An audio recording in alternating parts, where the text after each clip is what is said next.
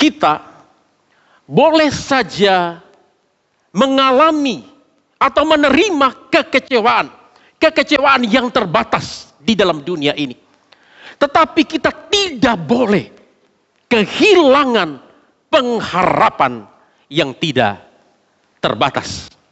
Martin Luther King Jr. Saya Safred Pondete dari Tentena, Kabupaten Poso, Sulawesi Tengah, 15 tahun terakhir melayani di Gereja Santapan Rohani Indonesia Jemaat Kartini. Oleh sebab itu hari ini dengan sukacita saya membawa salam dari majelis jemaat dan juga seluruh jemaat GSR Kartini kepada seluruh hamba Tuhan, majelis jemaat dan jemaat Gereja Kristen Kebenaran. Terima kasih untuk hamba Tuhan dan majelis jemaat yang memberikan kesempatan pada hari ini untuk memberitakan firman Tuhan melalui mimbar ini. Saya mengajak kita semua untuk membuka satu bagian Alkitab kita dari Daniel pasal 6. Daniel pasal 6 ayat 1 sampai ayat yang ke-29. Daniel pasal 6 ayat 1 sampai ayat yang ke-29. Di dalam versi cetak dan elektroniknya ada sedikit perbedaan, berbeda satu ayat.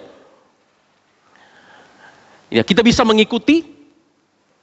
Saya akan membacakan bagi kita ayat 26 sampai ayat yang ke-28 saja. Ya, kita bisa memperhatikan di dalam Alkitab kita masing-masing. Begini kata firman Tuhan. Kemudian Raja Darius mengirim surat kepada orang-orang dari segala bangsa, suku bangsa dan bahasa yang mendiami seluruh bumi. Bunyinya, bertambah-tambahlah kiranya kesejahteraanmu. Bersama ini kuberikan perintah bahwa seluruh kerajaan yang kukuasai, orang harus takut dan gentar kepada Allahnya Daniel, sebab dialah Allah yang hidup, yang kekal untuk selama-lamanya. Pemerintahannya tidak akan binasa dan kekuasaannya tidak akan berakhir. Dia melepaskan dan menolong dan mengadakan tanda dan mujizat di langit dan di bumi. Dia yang telah melepaskan Daniel dari cengkeraman singa. Saudara-saudara yang dikasihi oleh Tuhan kita Yesus Kristus, sebuah hasil survei global yang dilakukan oleh Lifeway Research tahun 2021 dilakukan kurang lebih di 15 negara, termasuk juga negara-negara di Asia dan Afrika. Di dalam hasil survei itu kita bisa melihat bahwa 63% orang memutuskan untuk percaya, menerima Yesus Kristus sebagai Tuhan dan Juru Selamat. Itu karena pengaruh teman, itu karena pengaruh keluarga, itu karena pengaruh rekan kerja. Jadi cukup besar, 63%. Sisanya 27% menyatakan bahwa mereka bisa mengenal Kristus, mereka bisa percaya kepada Kristus itu melalui acara-acara besar seperti kebaktian kebangunan rohani, acara kampanye penginjilan dan lain sebagainya. Saudara-saudara, bagaimana kita membaca atau memahami hasil survei ini? Saudara-saudara, dari survei ini kita bisa melihat bahwa kesaksian hidup pribadi yang baik dari setiap orang percaya itu jauh lebih efektif di dalam menyaksikan dan memperkenalkan Kristus kepada orang lain. Jadi bukan acara-acara besar seperti KKR atau kampanye penginjilan, itu tidak penting, itu juga penting. Tetapi dari survei ini kita bisa melihat bahwa kesaksian hidup secara pribadi dari setiap orang percaya, termasuk kita, itu jauh lebih efektif di dalam memperkenalkan dan membawa orang yang belum percaya datang kepada Kristus. Nah, oleh sebab itu, satu aplikasi yang bisa kita tarik dari hasil survei ini adalah bahwa Allah dapat memakai pribadi-pribadi orang percaya yang sekalipun tidak sempurna untuk memperkenalkan dirinya dan membawa orang-orang yang belum percaya datang kepadanya. Jadi sekalipun di dalam segala kelemahan kita, ketidaksempurnaan kita sebagai orang percaya, Allah dapat memakai hidup kita. Allah dapat memakai kesaksian hidup kita yang baik untuk memperkenalkan dirinya kepada orang-orang yang belum mengenal dia, bahkan membawa mereka datang kepadanya. Saudara-saudara, inilah yang harus kita pahami dengan baik. Ini yang harus kita mengerti dengan jelas. Dan inilah yang harus kita taruh di dalam hati kita dengan baik. Bahwa sebagai orang-orang percaya, kita semua adalah saksi Kristus di dalam dunia ini. Jadi keberadaan kita maupun identitas diri kita, status kita sebagai orang percaya di dalam dunia ini, kita semua adalah saksi Kristus di dalam dunia ini. Nah, oleh sebab itu kalau kita membaca Alkitab, berulang kali Alkitab memberitahukan kebenaran ini kepada kita. Bahkan Tuhan Yesus sendiri dalam Matius pasal 5 ayat 13 sampai 16 mengatakan bahwa kamu adalah garam dan terang dunia. Saudara, di dalam bagian ini Tuhan Yesus menggarisbawahi identitas dan fungsi setiap orang percaya yang adalah terang yang harus menerangi dunia ini, dan juga garam yang harus menggarami dunia ini. Artinya kehadiran kita sebagai orang percaya di dalam dunia ini harus memberi dampak, harus menjadi kesaksian yang baik bagi dunia ini. Karena Tuhan Yesus berkata, hendaklah terangmu bercahaya di hadapan semua orang, supaya mereka melihat perbuatanmu yang baik dan mempermuliakan Bapamu di sorga. Rasul Paulus juga menegaskan kebenaran yang sama. Di dalam 2 Korintus pasal 3 ayat 2 sampai ayat yang ketiga, yang minggu lalu juga sudah menjadi tema khotbah kita. Rasul Paulus mengingatkan bahwa kamu adalah surat Kristus yang terbuka, yang bisa dibaca oleh semua orang. Sekarang pertanyaannya adalah, apakah diri kita, hidup kita sebagai surat-surat yang terbuka yang bisa dibaca oleh semua orang, menjadi hidup, menjadi bacaan yang menarik, yang enak untuk dilihat oleh orang-orang di sekitar kita, atau justru sebaliknya? Apakah hidup kita menjadi hidup yang berdampak bagi orang lain, atau justru sebaliknya menjadi batu sandungan bagi orang lain? Nah, karenanya Alkitab mengingatkan kamu adalah surat Kristus yang terbuka, yang dibaca oleh semua orang. Kebenaran yang sama juga ditegaskan oleh Rasul Paulus di dalam Filipi pasal 2 ayat 15. Alkitab mengatakan, hendaklah kamu bercahaya di tengah-tengah kegelapan dunia ini seperti bintang-bintang di langit. Ini juga mengingatkan kita bahwa sebagai orang-orang percaya, kita adalah saksi-saksi Kristus di dalam dunia ini. Kehidupan kita harus membawa dampak yang baik bagi orang-orang di sekitar kita, supaya mereka bisa melihat perbuatan Tuhan yang ajaib di dalam hidup kita, dan supaya mereka mempermuliakan Tuhan melalui hidup kita, dan supaya mereka bisa percaya kepada Tuhan melalui hidup kita. Jadi sekali lagi dari bagian ini kita bisa melihat bahwa sebagai orang-orang percaya, kita adalah saksi Kristus di dalam dunia ini.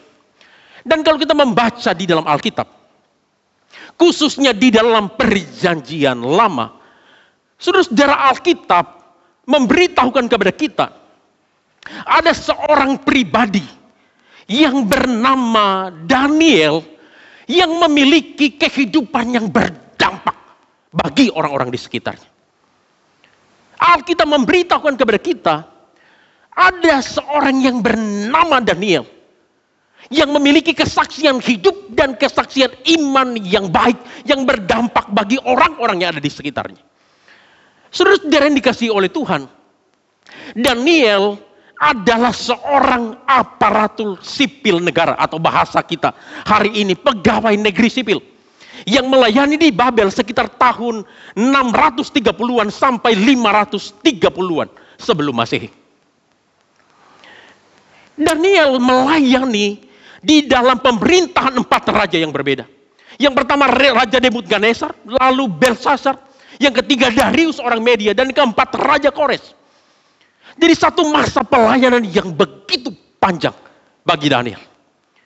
Dan yang terpenting dari semua itu adalah melalui kesaksian hidup dan iman Daniel di dalam profesinya sebagai seorang aparatur sipil negara, sebagai seorang pegawai negeri sipil, Allah Yahweh yang dipercaya, yang disembah oleh Daniel, dikenal dan disembah oleh bangsa-bangsa lain. Jadi ini satu contoh nyata di dalam Alkitab. Satu contoh real di dalam Alkitab. Bagaimana orang percaya bisa menjadi saksi-saksi Tuhan yang efektif di marketplace, di dalam profesi, di dalam pekerjaan kita masing-masing. Itu dilakukan oleh Daniel.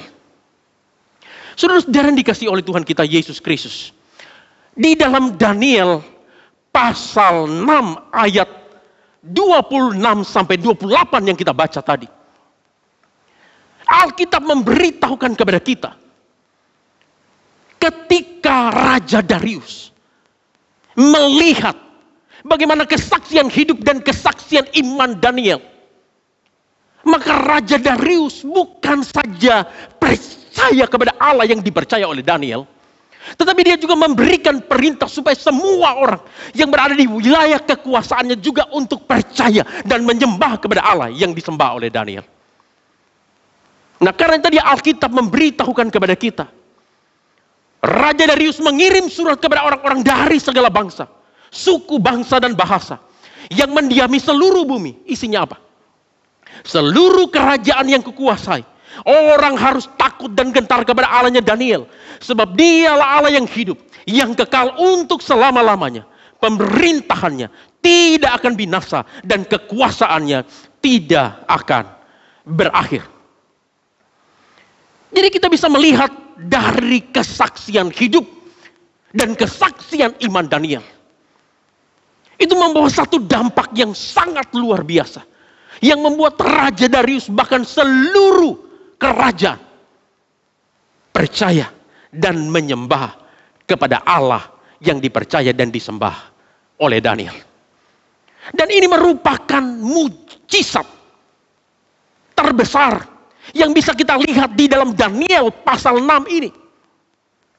Karenanya komentator Alkitab Warren Wiersbe ketika mengomentari bagian ini berkata, mujizat terbesar di dalam Daniel pasal 6 bukanlah mulut singa yang tertutup, melainkan hati raja yang terbuka untuk percaya kepada Allah. Jadi inilah kita lihat satu mujizat yang besar di dalam Alkitab secara khusus di dalam Daniel pasal 6.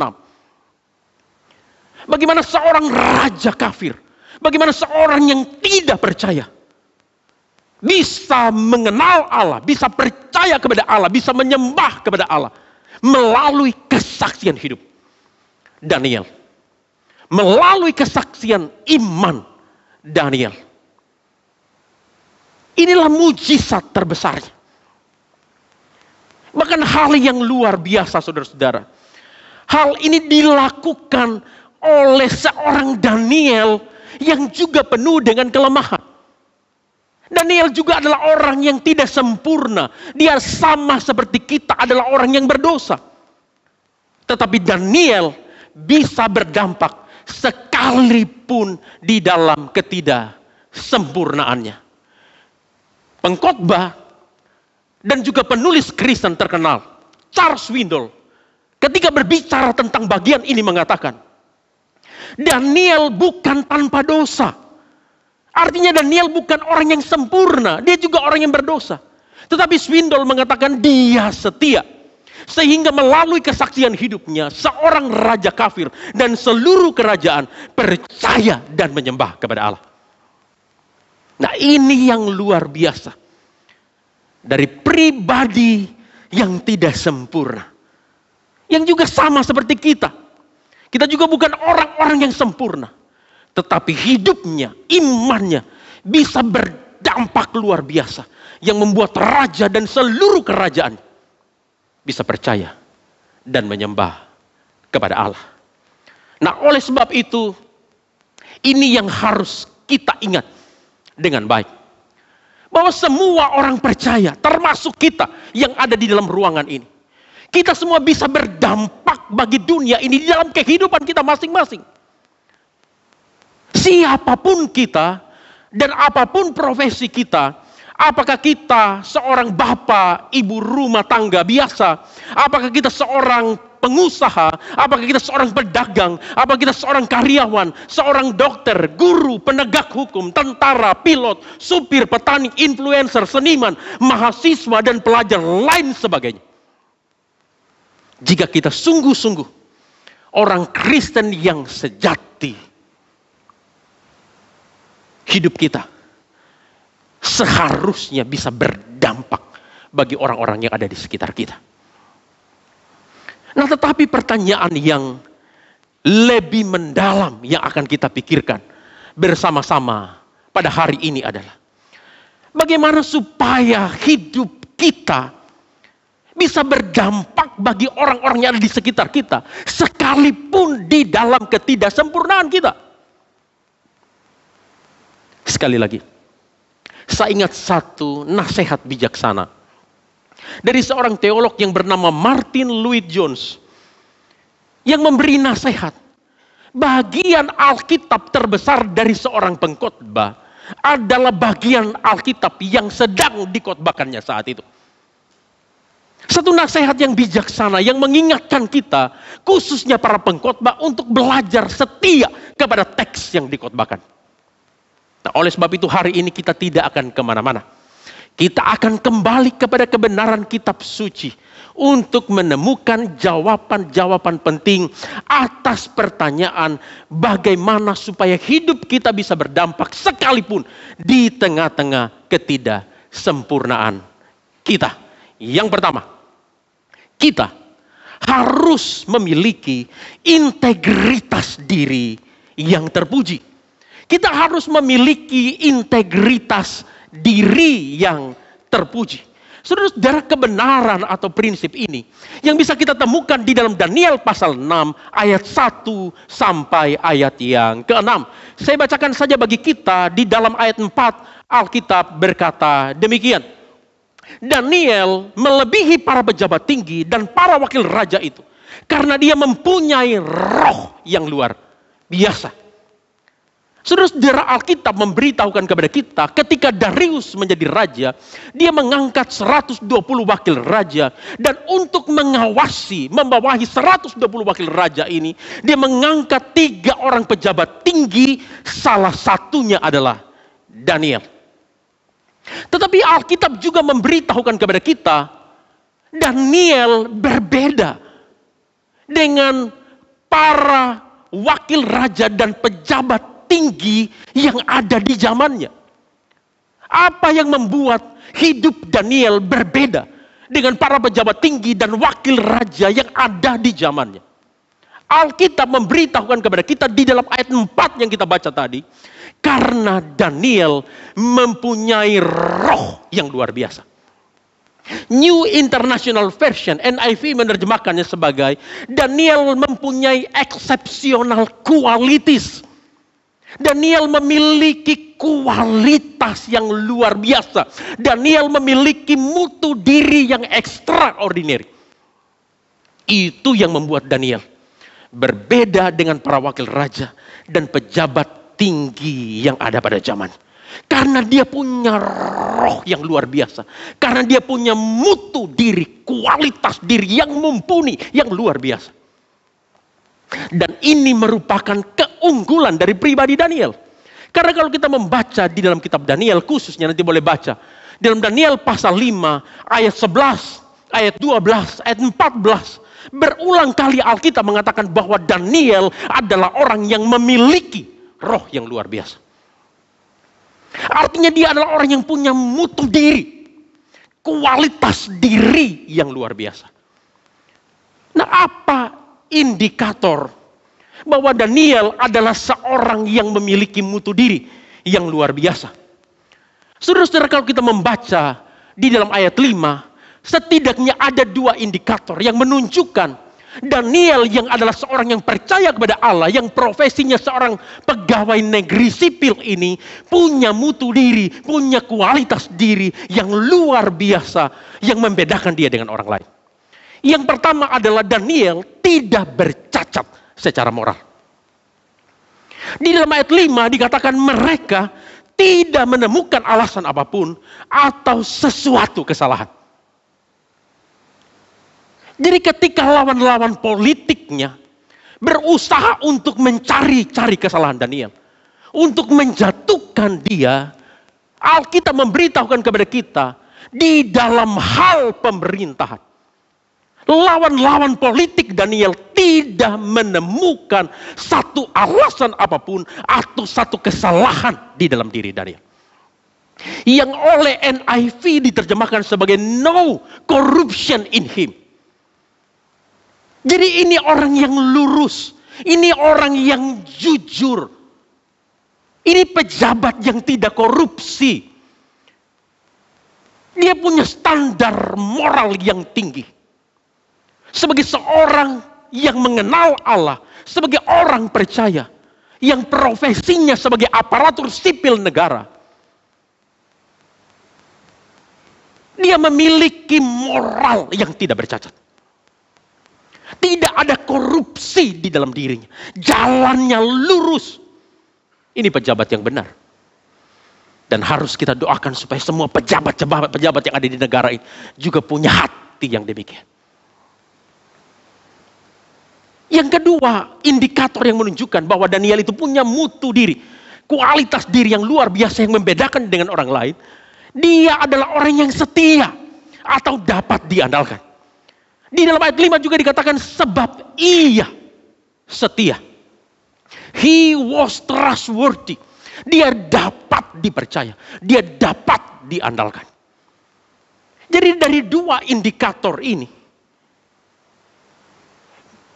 tidak bercacat secara moral, serta setia atau dapat dipercaya.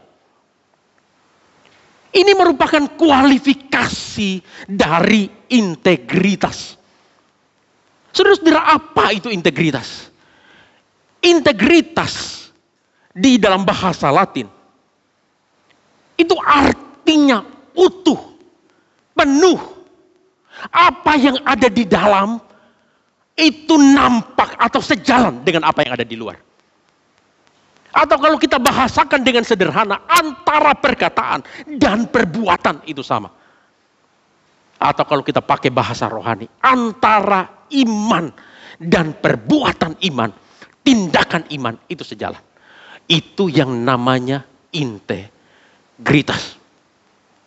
Jadi Daniel sebagai seorang percaya, di dalam profesinya sebagai seorang pegawai negeri sipil, aparatur sipil negara, nyata di dalam hidupnya apa yang dia iman itu sejalan di dalam praktek imannya. Apa yang ada di dalam yang dia percaya itu nyata di dalam tindakan-tindakan imannya. Itu yang namanya integritas. Dan itulah yang membuat hidup Daniel berbeda dengan orang-orang yang ada di zaman. Itulah yang membuat hidup Daniel menjadi menarik. Itulah yang membuat hidup Daniel bisa berdampak menjadi satu kesaksian yang efektif bagi orang-orang yang ada di sekitarnya. Dan ini juga yang harus kita tuntut di dalam diri kita sebagai orang-orang percaya. Sebagai saksi-saksi Kristus di dalam dunia ini. Kalau kita rindu hidup kita bisa berdampak bagi orang lain, bagi orang yang ada di sekitar kita, kita juga harus memiliki integritas diri yang terpuji. Antara apa yang kita imani Yang ada di dalam itu harus nampak keluar sejalan dengan apa yang ada di dalam. Sehingga kehidupan kita menjadi satu kehidupan yang utuh. Saudara-saudara, bagaimana kita mengaplikasikan kebenaran ini? Yaitu memiliki integritas diri yang terpuji di dalam kehidupan kita sehari-hari. Saya berikan saja beberapa contoh praktis. Contoh sederhana yang bisa kita terapkan, yang bisa kita praktekkan di dalam hidup kita. Di dalam keluarga misalnya. Waktu kita berbicara tentang keluarga Kristen yang memiliki integritas diri yang terpuji. Khususnya bagi kita yang sudah menikah, hal yang paling sederhana yang harus kita lakukan adalah setia kepada pasangan kita. Masih ingat janji nikah? Ayo, ujian. Masih ingat janji nikah?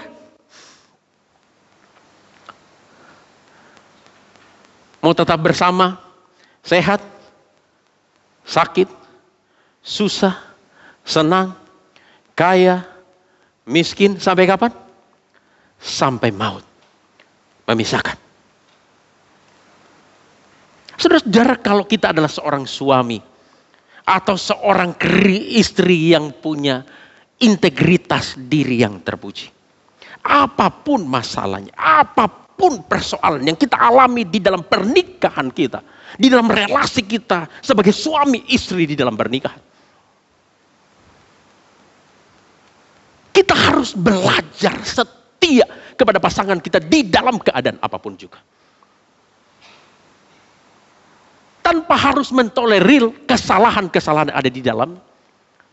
Tetapi ketika ada persoalan, seberat apapun juga,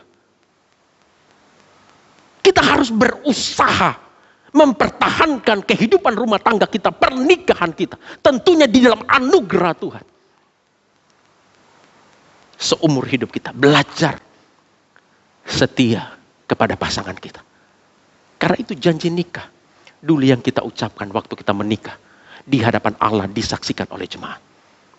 Apakah itu hanya janji di mulut kita? Ataukah itu sungguh-sungguh kita nyatakan, nyata di dalam tindakan kita? Sebagai orang tua misalnya, kita juga harus belajar di dalam banyak hal menepati janji kepada anak-anak kita. Seringkali anak-anak kita menjadi luka, menjadi kepahitan, menjadi tidak respect, menjadi tidak hormat, sekalipun itu tidak boleh, kepada kita sebagai orang tuanya. Karena kita seringkali didapati tidak bisa menepati janji kepada anak-anak kita. Atau ketika kita tidak bisa menepatinya, kita tidak bisa memberi alasan yang masuk akal, yang mereka bisa terima. Saudara-saudara, kalau anak-anak kita terlalu sering melihat kita sebagai orang tuanya tidak bisa menepati janji, muka kita mau ditaruh di mana? Kalau anak-anak kita saja sudah tidak percaya kepada kita sebagai orang tuanya. Jadi sebagai orang-orang tua Kristen yang memiliki integritas diri yang terpuji, kita harus belajar sebisa mungkin. Kalau kita sudah janji sama pasangan kita, sama anak-anak kita secara khusus, belajar untuk menepatinya. Juga integritas diri yang terpuji di dalam keluarga bisa kita tunjukkan dari kehidupan kita yang menjadi teladan di dalam segala hal. Apakah itu di dalam perkataan kita, di dalam tindakan kita, di dalam kasih kita, di dalam kesucian kita. Kalau itu bisa kita lakukan, maka hidup kita akan membawa dampak yang luar biasa. Setidaknya bagi keluarga kita. Apalagi kalau kita hidup di lingkungan keluarga besar yang belum percaya kepada Allah. Yang belum mengenal Allah. Waktu mereka melihat kehidupan keluarga kita yang ada integritas yang terpuji itu. Mereka akan melihat keluarga kita sebagai keluarga yang berbeda. Yang menarik. Sehingga juga mereka mau belajar dari kita. Dan mempermudah kita untuk memberitakan Injil. Memberitakan kabar baik kepada mereka. Jadi ini hanya beberapa contoh sederhana yang perlu kita pikirkan ketika kita mengaplikasikan integritas diri yang terpuji secara khusus di dalam kehidupan keluarga. Demikian juga di dalam kehidupan kita berbisnis, bekerja, berdagang. Bagaimana kita bisa menunjukkan integritas diri kita yang terpuji? Jadilah pebisnis, jadilah pekerja, jadilah pedagang yang jujur. Jangan merugikan orang lain. Jangan menipu orang lain. Saudara, kalau kita bisnis, kita dagang, kita bekerja, cari untung itu wajar. Tapi kalau hanya karena cari untung kita ketok orang, kita rugikan orang, itu kurang ajar. Kasihan orang kita rugikan. Dan itu tidak mencerminkan diri kita sebagai orang Kristen yang baik.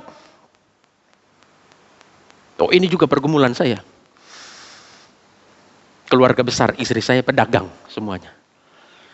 Jadi kalau saya datang ke toko, ya kalau ngobrol-ngobrol saya selalu bilang, Mi, gimana hari ini? Oh baik. Gimana jualannya? Saya tahu mereka juga bergumul dalam hal ini. Ya mereka bertanya, Safred, gimana ya kita ini sebagai orang Kristen? Ya kan kita hidup di dalam dunia seperti ini. Saya bilang, Mi, cari untung itu baik, wajar. Tapi kita harus berdagang dengan jujur. Kalau barang bagus, jual mahal, itu betul. Tapi kalau barang jelek, bilang itu barang bagus, jual mahal. Ah itu, simpulkan sendiri. Itu nggak boleh. Jadi selalu, Mi, kalau mau jual elektronik, barangnya bagus, kasih tahu ini bagus, tapi harganya mahal. Kalau kamu mau yang lebih murah, ini barangnya KW sekian lah, harganya lebih murah. Nah itu kita lebih punya integritas. Kita tidak membohongi orang, kita tidak menipu orang. Jadi ini harus belajar kita praktekkan. Jujur, jangan markup anggaran. Banyak orang hari ini mencari keuntungan dengan cara-cara yang demikian. Itu bukan cara pengusaha, pebisnis, pekerja Kristen yang punya integritas. Lalu di dalam hal pelayanan misalnya. Bagaimana kita bisa menerapkan kebenaran ini? Ya kita bisa belajar melayani dengan rendah hati. Melayani dengan penuh komitmen. Itu yang sering saya katakan, bahkan saya lihat di gereja banyak orang mau terlibat di dalam pelayanan. Tetapi tidak rendah hati, tidak ada komitmen. Mau namanya ada di warta yang tertulis. Tapi nggak mau mempersiapkan diri dengan baik untuk pelayanan. Terlalu sombong, merasa dirinya sudah biasa. Nggak ada kerendahan hati. Mau mempersiapkan diri untuk pelayanan, supaya pelayanan bisa berjalan dengan baik. Untuk kemuliaan Tuhan menjadi berkat bagi jemaat. Nah kalau kita pelayan Kristen yang sejati, yang punya integritas diri yang terpuji, belajarlah melayani dengan rendah hati, dengan penuh komitmen. Nah lalu di dalam hal perkataan, bagaimana kita bisa menerapkan, mengaplikasikan kebenaran itu? Yang paling sederhana adalah hindari gosip. Jangan suka ngomongin orang di belakang, itu nggak baik. Kalau teman kita, tetangga kita ada salah, ya sebagai orang percaya, apalagi kita sebagai orang percaya yang punya integritas diri yang terpuji, lebih baik panggil dia, kasih nasihat. Itu jauh lebih baik daripada kita omongin dia di belakang, menggosipkan dia. Ya saya percaya di gereja ini clear, bersih, tidak ada jemaat, apalagi ibu-ibu yang suka bergosip. Amin, amin. Amin.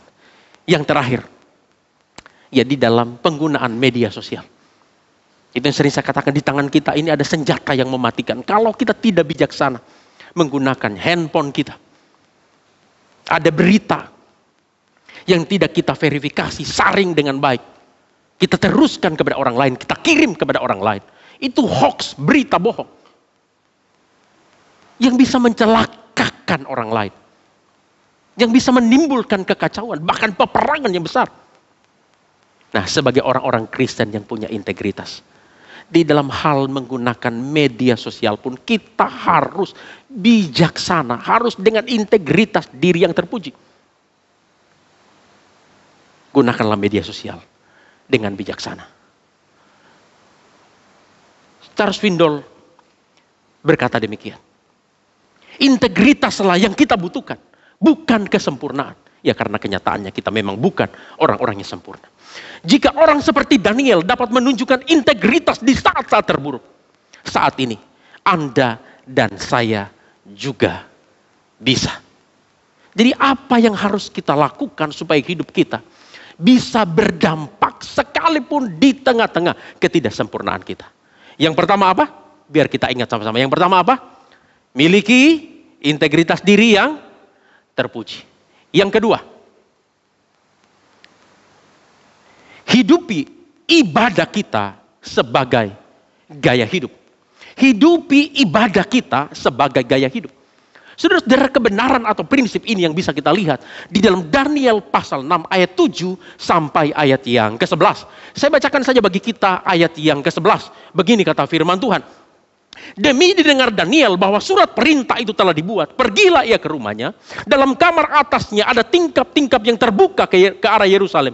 3 kali sehari dia berlutut, dia berdoa, dia memuji Allah. Ini perhatikan garis bawahi. Seperti yang biasa dilakukannya. Saudara-saudara yang dikasihi oleh Tuhan, ketika lawan-lawan politik Daniel berusaha untuk mencari celah, mencari jalan untuk menjatuhkan Daniel, Alkitab memberitahukan kepada kita di dalam hal pemerintahan, di dalam profesinya sebagai seorang aparatur sipil negara, dia tidak memiliki kesalahan. Kecuali ada satu celah yang ditemukan oleh lawan-lawan politiknya untuk menjerat dan menjatuhkan dia adalah di dalam hal ibadahnya kepada Allah. Nah, oleh sebab itu lawan-lawan politiknya mencoba merancangkan satu rencana yang jahat dengan memberi usulan undang-undang yang baru kepada raja. Yang inti dari undang-undangnya adalah melarang semua orang yang berada di bawah pemerintahan Raja Darius untuk menyembah apapun dan siapapun kecuali menyembah kepada raja. Dan nampaknya usaha itu berjalan dengan baik. Sehingga undang-undang itu bisa diterima dan disahkan, diundangkan oleh raja. Dan hukuman yang ditetapkan atas pelanggaran terhadap undang-undang itu, bahwa orang yang melanggar harus dilemparkan ke dalam gua singa.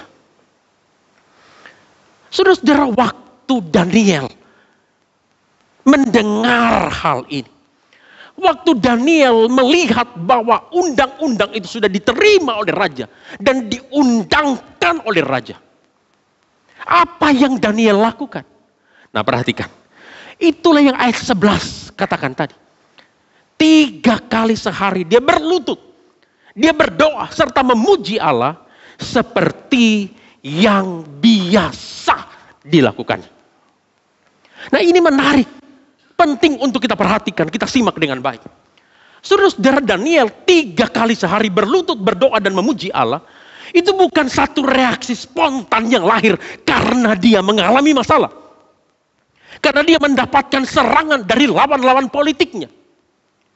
Tetapi itu merupakan satu kebiasaan yang sudah biasa dilakukan oleh Daniel. Jadi Daniel beribadah kepada Allah, dia berdoa, dia berlutut, dia menyembah, dia memuji Allah. Itu bukan satu reaksi spontan karena tiba-tiba dia ada masalah. Lawan-lawan politiknya menyerang dia. Tetapi itu sudah merupakan satu kebiasaan yang dilakukan oleh Daniel di dalam kehidupannya. Saudara-saudara, ini menunjukkan bahwa Daniel bukan saja memiliki satu relasi yang baik dengan Allah di dalam ibadahnya, tetapi juga menunjukkan bagaimana Daniel menjadikan ibadahnya kepada Allah menjadi satu gaya hidup di dalam keseharian. Dan inilah yang membuat hidup Daniel itu memiliki kuasa. Inilah yang membuat hidup Daniel itu menjadi satu kesaksian yang hidup. Menjadi satu daya tarik, berdampak luar biasa. Karena Daniel menghidupi ibadahnya sebagai sebuah gaya hidup. Saudara-saudara, sebagai orang-orang percaya, di dalam profesi kita masing-masing, kita juga harus belajar untuk menghidupi iman, menghidupi ibadah kita sebagai satu gaya hidup, supaya orang bisa melihat Allah yang hidup, yang kita imani melalui kehidupan kita. Jadi kita juga harus belajar untuk menjadikan ibadah kita kepada Allah itu menjadi satu gaya hidup keseharian kita. Supaya orang-orang di sekitar kita, khususnya mereka yang belum mengenal dan percaya kepada Allah, bisa melihat Allah yang hidup, yang kita imani di dalam hidup kita. Saudara-saudara, ibadah yang sesungguhnya itu bukan hanya di hari Minggu. Ibadah yang sesungguhnya itu bukan hanya di dalam pertemuan ibadah yang dilakukan di gereja. Apakah itu di dalam persekutuan doa, di dalam persekutuan komisi-komisi, dan lain sebagainya. Ibadah yang sejati bukan hanya di gereja. Tetapi ibadah yang sejati itu harus nyata di dalam kehidupan kita sehari-hari. 24 jam dalam sehari, 7 hari dalam seminggu, 365 hari dalam setahun. Itu merupakan ibadah kita kepada Allah. Jadi seluruh hidup kita harus menjadi satu ibadah kepada Allah. Dan itu harus menjadi satu gaya hidup. Ketika suami istri, orang tua anak, mertua menantu, belajar untuk saling mengasihi satu dengan yang lain. Belajar untuk saling menghormati satu dengan yang lain. Karena didasari atau didorong, dimotivasi oleh hati yang mengasihi Allah. Dan melakukan itu seperti untuk Allah. Bukan semata-mata seperti untuk manusia. Itu juga adalah ibadah kepada Allah. Jadi bapak-bapak waktu kerja, jangan bersungut-sungut. Jangan ngomel-ngomel. Lakukan itu dengan hati yang mengasihi Allah. Bukan semata-mata hanya untuk istri kita atau keluarga kita. Itu juga ibadah. Istri, waktu masak, waktu nyetrika, waktu nyuci, gak usah ngomel-ngomel. Lakukan dengan sukacita. Dengan hati yang mengasihi Allah. Seperti untuk Allah. Itu juga ibadah yang tidak kalah dengan ibadah hari Minggu di gereja. Mertua menantu saling mengasihi, saling menghormati, karena didasari hati yang mengasihi Allah. Itu juga adalah ibadah kita kepada Allah. Demikian juga di dalam bisnis kita, di dalam pekerjaan kita, waktu kita berdagang, kita melakukan itu dengan jujur karena didasari hati yang mengasihi Allah. Kita melakukannya seperti untuk Allah, bukan semata-mata hanya untuk manusia. Itu juga adalah ibadah. Bagi kita mungkin yang masih kuliah, yang masih sekolah, waktu kita menuntut ilmu dengan integritas diri yang terpuji sebagai orang percaya, sebagai orang Kristen, karena didasari hati yang takut kepada Allah, hati yang mengasihi Allah. Itu juga adalah ibadah kita kepada Allah. Saudara-saudara, jika kita menyadari ini dan kita menghidupinya di dalam kehidupan kita, menjadikan ibadah kita menjadi satu gaya hidup di dalam keseharian kita, maka kita tidak lagi akan pernah mendengar sindiran kepada orang Kristen yang sepertinya atau yang biasa sering kita dengar. Misalnya apa? Biasa sering orang berkata, nyindir kita, hari Minggu jadi anak Tuhan, hari Senin sampai Sabtu jadi anak apa? Anak hantu. Kalau hari Minggu seperti malaikat di gereja. Di rumah Senin sampai Sabtu seperti apa? Seperti setan, seperti iblis. Di gereja makan perjamuan. Di luar makan siapa? Makan orang, cia orang. Itu kehidupan Kristen yang tidak utuh. Kehidupan Kristen yang hipokrit, yang munafik. Nah, oleh sebab itu kita harus belajar punya kehidupan ibadah yang utuh, yang holistik. Itu menjadi satu gaya hidup di dalam kehidupan kita sehari-hari. Itu akan menolong kita bukan saja menjadi orang-orang Kristen yang tidak munafik, tetapi juga akan membuat hidup kita berdampak bagi orang-orang yang ada di sekitar kita. Nah, oleh sebab itu mari sama-sama kita ingatkan diri kita. Ayo kita baca sama-sama tulisan yang ada di atas ini. 1, 2, 3 ya. Hidupi ibadah sebagai gaya hidup. Nah, seorang ahli ibadah, Louis Giglio, menuliskan demikian. Beribadah bukan sekedar berkumpul pada hari Minggu. Ibadah adalah gaya hidup, hak istimewa yang harus kita lakukan sepanjang waktu. Setiap nafas yang kita hirup adalah kesempatan untuk menyembah Allah. Dan setiap momen adalah kesempatan untuk mengagungkan namanya. Jadi sekali lagi ingat, ibadah bukan hanya hari Minggu di gereja. Tapi keseluruhan hidup kita adalah ibadah. Oleh sebab itu kita harus menjadikannya sebagai satu gaya hidup di dalam keseharian kita. Bahkan waktu kita menghirup napas pun itu adalah ibadah. Waktu kita makan, waktu kita minum, kita harus pikirkan dengan baik. Karena itu juga adalah ibadah kita kepada Allah. Nah, banyak orang cuma bilang, Pak Pendeta, ya kalau ngerokok nggak boleh, rusak badan. Tapi kalau makan, kompromi. Sudah makan duren, makan lagi kepiting, kepiting kasih telur asin. Nah, gimana tuh badannya? Kasihan gak? Nah, kalau kita pikirkan baik-baik, di dalam hal makan minum pun sebenarnya harus kita pikirkan. Itu merupakan ibadah kita kepada Allah. Pasti kita bisa makan minum dengan baik untuk mempermuliakan Allah. Menjaga tubuh kita dengan baik. Ya, oleh sebab itu jadikanlah ibadah sebagai gaya hidup kita. Yang terakhir, bagaimana hidup kita bisa berdampak sekalipun di dalam ketidaksempurnaan kita. Yang ketiga adalah berani memperkatakan perbuatan-perbuatan Allah yang kita alami kepada orang lain. Kebenaran ini yang bisa kita lihat di dalam ayat 12 sampai ayat yang ke-25. Saya bacakan saja bagi kita ayat 22 dan ayat 23. Begini kata firman Tuhan. Lalu kata Daniel kepada raja, "Ya raja, kekalah hidupmu, Allahku telah mengutus malaikatnya untuk mengatup mulut singa-singa itu, sehingga mereka tidak mengapa-apakan aku." Saudara-saudara, ketika lawan-lawan politik Daniel sepertinya berhasil menjatuhkan Daniel, oleh karena undang-undang yang mereka usulkan kepada raja, dan kelihatannya Daniel melanggar undang-undang itu, sehingga Daniel ditangkap dan dia harus dimasukkan ke dalam gua singa. Sekalipun raja bersusah hati dengan apa yang dialami oleh Daniel, ketika pagi-pagi raja datang ke gua singa itu untuk melihat bagaimana kondisi Daniel, menanyakan bagaimana keadaan Daniel, Daniel memberikan satu jawaban yang sangat luar biasa kepada raja. Ketika raja menanyakan, "Daniel, bagaimana keadaanmu? Apa kabarmu? Apakah kamu masih hidup atau kamu sudah mati?"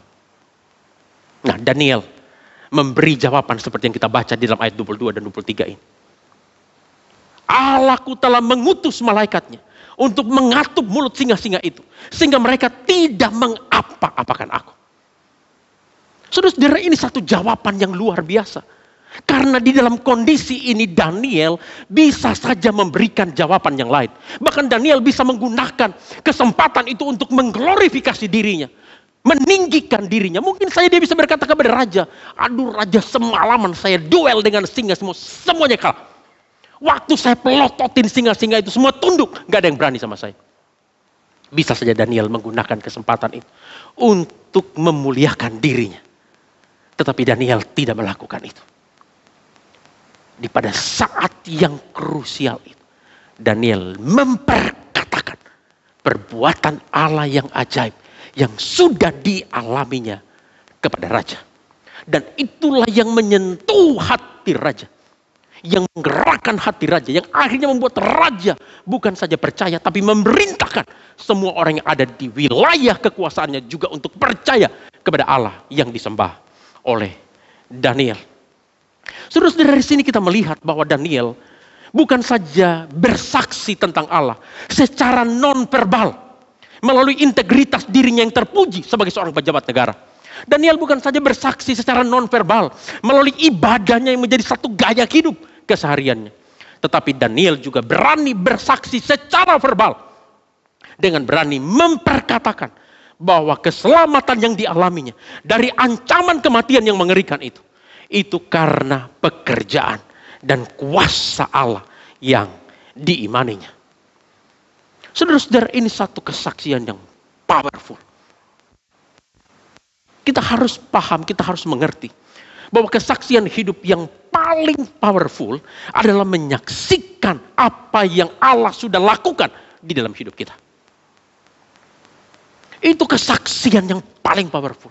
Ketika kita memperkatakan, kita menceritakan, menyaksikan apa yang Allah sudah lakukan di dalam kehidupan kita. Bagaimana Allah menyelamatkan kita, bagaimana Allah mengubah hidup kita, bagaimana Allah menolong kita, bagaimana Allah memelihara hidup kita. Itu akan menjadi satu kesaksian yang luar biasa. Khususnya bagi mereka yang belum mengenal dan percaya kepada Allah. Sebenarnya kalau kita peka, setiap waktu selalu ada kesempatan bagi kita untuk menyaksikan, untuk memperkatakan perbuatan-perbuatan Allah yang sudah kita alami. Apalagi kita sebagai orang-orang percaya yang sudah mengalami perbuatan Allah yang besar itu. Di mana Yesus Kristus sudah mati di Golgota untuk menggantikan kita orang yang berdosa.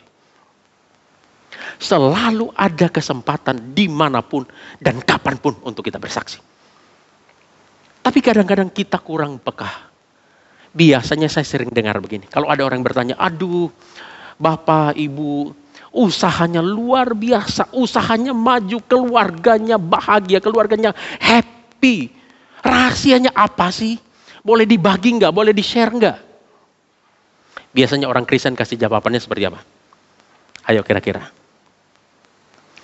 Oh iya, semua ini berkat yang di atas. Saya tanya, yang di atas itu apa? Yang di atas itu apa? Di atas juga ada cicak. Di atas itu ada lampu, ada plafon. Yang di atas itu apa? Itu yang saya heran, kenapa sih kita tidak malu menerima berkat dari Allah, tapi malu memperkatakan Allah yang sudah memberkati hidup kita. Katakan saja dengan jujur, orang dia tanya kok. Ya puji Tuhan, karena berkat Allah, karena berkat Tuhan Yesus yang memberkati pekerjaan saya, keluarga saya, hidup saya. Sehingga hari ini saya bisa seperti ini. Itu kabar baik, itu Injil. Dia mau dengar, dia mau percaya, itu bukan urusan kita. Tugas kita memperkatakannya. Dimanapun, kapanpun, selalu ada kesempatan. Saya pernah satu kali naik kendaraan online. Di dalam perjalanan terjadi perbincangan dengan driver, itu panjang lebar tentang kehidupan. Akhirnya di ujung dia katakan, aduh Pak, hidup Bapak itu luar biasa. Kayaknya hidup Bapak itu penuh sukacita. Hidup Bapak itu happy. Hidup Bapak itu bahagia. Saya bilang, Pak, terima kasih pujiannya. Cuma Bapak kan tidak tahu apa pergumulan saya. Bapak cuma lihat apa yang nampak keluar. Tapi satu hal yang bisa saya saksikan kepada Bapak. Dulu saya bukan orang baik. Hidup saya berantakan. Hidup saya rusak. Bapak bisa sebutkan kejahatan apa yang tidak pernah saya lakukan. Semua pernah. Bahkan saya jadi sampah masyarakat. Orang-orang lihat saya itu nggak mau. Karena sering bikin masalah. Tapi ketika saya berjumpa secara pribadi dengan Yesus. Yesus mengubahkan hidup saya. Saya semakin tahu apa arti hidup yang sesungguhnya di dalam Yesus. Nah, oleh sebab itu sekalipun saya mengalami banyak masalah, banyak pergumulan di dalam pekerjaan saya, di dalam keluarga saya selalu memiliki sukacita. Saya menjalaninya dengan hati yang gembira karena saya tahu Yesus Kristus sudah mati di Golgota untuk menanggung pergumulan saya yang paling besar di hadapan Allah, yakni keberdosaan saya di hadapan Allah. Dan Yesus Kristus sudah bangkit dari antara orang mati, mengalahkan musuh dan pergumulan manusia yang paling besar, yaitu maut, kebinasaan yang kekal. Yesuslah yang membuat saya bersuka cita menjalani hidup sekalipun di dalam pergumulan. Yesuslah yang memberikan saya kekuatan untuk menjalani kehidupan ini sekalipun ada masalah. Dan saya percaya kalau Bapak mau, Tuhan Yesus juga bisa tolong Bapak. Boleh berdoa? Dengan senang hati dia mau didoakan. Perkara dia mau percaya nggak percaya itu bukan urusan saya. Urusan kita hanya menceritakan. Beberapa waktu ini saya juga sedang memperhatikan seorang bapak, nampaknya dia dulu mantan preman, sekarang jadi petugas keamanan di satu tempat. Setiap waktu ada kesempatan saya kasih, antar dia makan, kasih dia kopi, kasih dia obat darah tinggi karena dia tahu dia pernah stroke. Itu saya lakukan selama bertahun-tahun. Kemarin mau hari raya, saya kasih sedikit bingkisan. Sampai satu hari dia bilang, dia nggak tahu saya seorang pendeta. Ih, si om ini baik banget, dia bilang. Si om ini baik banget. Ada kesempatan untuk beritakan Injil. Saya bilang, saya panggil dia Babe. Bukan saya yang baik, Be. Dulu saya juga orang jahat, Be. Tapi setelah Yesus mengubah hidup saya, Yesus mau supaya saya melakukan ini buat Babe. Supaya Babe juga bisa mengalami, merasakan kebaikan Tuhan Yesus. Doa saya, Be, supaya satu hari juga Babe bisa bertemu secara pribadi dengan Tuhan Yesus. Mengenal dia, percaya dia sebagai Tuhan dan Juru Selamat Babe secara pribadi. Sekali lagi dia mau percaya, nggak percaya itu bukan urusan kita. Kita hanya memperkatakan apa yang kita alami. Dan itu saya percaya akan sangat powerful. Di dalam satu ibadah, kedukaan, kebetulan yang meninggal adalah jemaat kita. Keluarga besarnya adalah belum percaya. Belum mengenal Allah, belum percaya kepada Yesus Kristus sebagai Tuhan dan Juru Selamat mereka secara pribadi. Di akhir kedukaan itu seorang anggota keluarga memberi ucapan terima kasih kepada gereja untuk pelayanan kepada orang tua mereka selama sakit, bahkan waktu meninggal dilayani dengan begitu baik. Dan saya lihat itu adalah kesempatan yang sangat baik untuk menyaksikan, memberitakan Yesus kepada keluarga yang belum percaya ini. Ya, saya berterima kasih untuk apresiasi tinggi yang diberikan kepada gereja. Tetapi perlu saya sampaikan ke Bapak Ibu Saudara sekalian. Itu tidak seharusnya didapatkan oleh saya atau oleh gereja. Tetapi itu seharusnya didapatkan oleh Tuhan Yesus Kristus. Karena Tuhan Yesus Kristus sudah terlebih dahulu melayani kita. Bahkan mati bagi kita orang yang berdosa ini di atas Golgota. Di dalam Yesus yang sudah terlebih dahulu melayani kita. Tidak ada pelayanan, bahkan pengorbanan yang terlalu besar yang bisa kita korbankan, yang bisa kita berikan kepada dia melalui pelayanan kita kepada orang lain. Jadi kalau hari ini Bapak Ibu merasakan pelayanan gereja itu sangat baik. Itu karena Tuhan Yesus yang sudah terlebih dahulu melayani kita. Sehingga kita juga dimampukan bisa melayani Bapak Ibu dengan baik. Doa saya supaya keluarga yang belum percaya juga bisa mengenal Yesus Kristus sebagai Tuhan dan Juru Selamat secara pribadi. Itu berita, itu Injil. Dan banyak hal lagi bisa kita lakukan.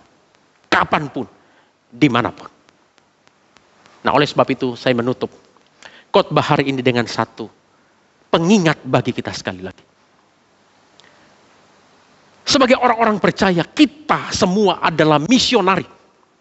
Utusan-utusan Kristus di dalam dunia ini. Di dalam Yohanes 17 ayat 18 Tuhan Yesus berkata, sebagaimana Bapa mengutus aku ke dalam dunia, demikian juga aku mengutus kamu ke dalam dunia. Itu namanya misionari. Yang diutus. Jadi Tuhan Yesus mengutus kita sebagai misionarinya di dalam dunia ini.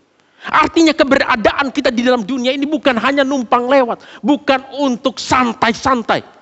Tetapi ada satu tugas khusus yang diberikan oleh Tuhan bagi kita. Supaya melalui kehadiran kita di dalam dunia, kita bisa menjadi saksi-saksi Kristus yang efektif. Memiliki hidup yang berdampak bagi orang-orang di sekitar kita. Sehingga semakin banyak orang yang bisa mengenal dan percaya kepada Yesus Kristus sebagai Tuhan dan Juru Selamat secara pribadi. Nah, karena itu saya suka kutipan yang dikatakan oleh Charles Spurgeon, The Prince of Preachers, yang mengingatkan bahwa setiap orang Kristen adalah misionari ataukah penipu. Jadi kalau kita sungguh-sungguh orang Kristen yang sejati, tidak ada pilihan selain kita menghidupi identitas diri kita dan menjalankan fungsi kita sebagai seorang misionari. Utusan-utusan Kristus di dalam dunia ini yang harus menjadi saksi-saksi Kristus. Termasuk dengan melalui kehidupan kita yang berdampak bagi orang-orang yang ada di sekitar kita. Dan ini juga yang menjadi pergumulan saya secara pribadi. Juga kalau boleh saya sharing sedikit dalam pergumulan gereja kami di GSRI Kartini. Tahun ini adalah tahun ke-74 gereja kami. Kalau Tuhan izinkan 2051, itu adalah HUT GSRI Kartini yang ke-100. Nah, beberapa tahun terakhir ini kami sungguh-sungguh menggumulkan. 74 tahun keberadaan gereja. Puji Tuhan, bersyukur untuk pemeliharaan Tuhan dan banyak hal yang boleh dilakukan di dalam pekerjaan misi. Bersyukur, ada banyak pos-pos pelayanan yang didirikan. Bersyukur kepada Tuhan. Juga di gereja ada misionari. Bahkan banyak mitra-mitra misionari di dalam dan di luar negeri yang bermitra dengan gereja. Setiap minggu ada pelayanan penginjilan secara rutin ke rumah-rumah. Setiap minggu ada pelayanan penginjilan di rumah sakit, di 3 rumah sakit di Jakarta ini.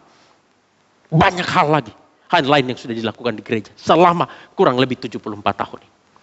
Tetapi ketika kita memikirkan sekali lagi bahwa semua yang sudah kita lakukan itu adalah hal yang baik. Dan itu sudah berjalan dengan baik. Sudah banyak juga orang yang diberkati melalui pelayanan ini. Tetapi kita melihat ini hanya sebatas aktivitas yang dilakukan oleh sebagian orang yang mewakili keseluruhan gereja. Khususnya selama ini dilakukan oleh bidang misi di gereja yang mewakili keseluruhan jemaat, keseluruhan gereja. Nah, oleh sebab itu waktu memikirkan 100 tahun GSRI Kartini, kita mendoakan dengan sungguh-sungguh apa yang Tuhan mau untuk kita kerjakan. Apa visi Tuhan yang Tuhan mau di 100 tahun gereja ini. Maka Tuhan memberikan satu visi. Menjadi gereja yang misioner. Yang hasil akhirnya yang kita bayangkan dari visi besar menjadi gereja yang misioner itu ada. Every Christian is a missionary. Jadi kita rindu supaya seluruh jemaat di usia 100 tahun gereja menyadari dan menghidupi identitas dirinya sebagai seorang misionari Kristus di dalam dunia ini. Sehingga misi itu menjadi identity, menjadi identitas setiap orang percaya, bukan hanya sekedar activity. Sehingga Injil itu bisa diberitakan secara natural, dipresentasikan secara alami di dalam kehidupan sehari-hari, di dalam rumah tangga, di marketplace, di dalam profesi, dimanapun. Melalui kehidupan kita, kehadiran kita sebagai utusan-utusan misionari Kristus, Injil bisa dipresentasikan secara alami. Sehingga hidup kita sungguh-sungguh boleh berdampak bagi dunia ini. Saudara-saudara yang dikasihi oleh Tuhan, tidak sempurna, tapi berdampak. Setidaknya 3 kebenaran yang kita pelajari hari ini dari Daniel pasal 6 ayat 1 sampai ayatnya yang ke-29. Bagaimana supaya kita bisa memiliki hidup yang berdampak sekalipun di tengah-tengah ketidaksempurnaan kita. Mari kita bacakan, kita simpulkan bersama-sama khotbah pada hari ini untuk mengingatkan kita poin-poin penting, prinsip-prinsip kebenaran yang sudah kita pelajari dari bagian firman Tuhan ini. Yang pertama apa? 1, 2, 3 ya. Miliki integritas diri yang terpuji. 1 kali lagi. Miliki integritas diri yang terpuji. Yang kedua, hidupi ibadah kita sebagai gaya hidup. Yang ketiga, berani memperkatakan perbuatan-perbuatan Allah yang kita alami kepada orang lain. Amin, tahukah? Kita berdoa. Bapa kami di sorga, terima kasih untuk firman.